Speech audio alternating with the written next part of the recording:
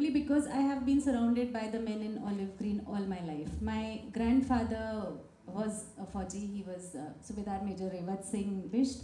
My father, Brigadier Bisht, was from the Paras. My brother, Colonel Samir Bisht, fought the Kargil War. He was also from the Paras. He is. My husband is from the engineers.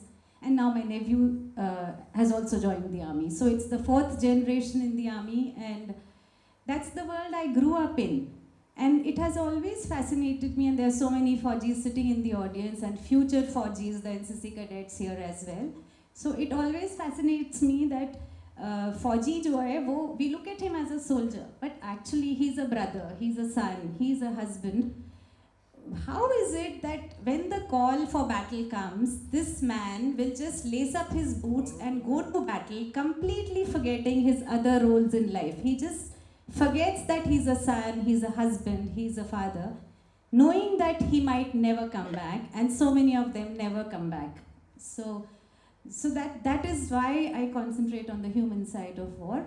And to add to the Anushri's story about Arun Khetrapal, 30 years after 1971, Brigadier Khetrapal, that is Arun's father, he went to Lahore for an old boys reunion because he had studied in Lahore.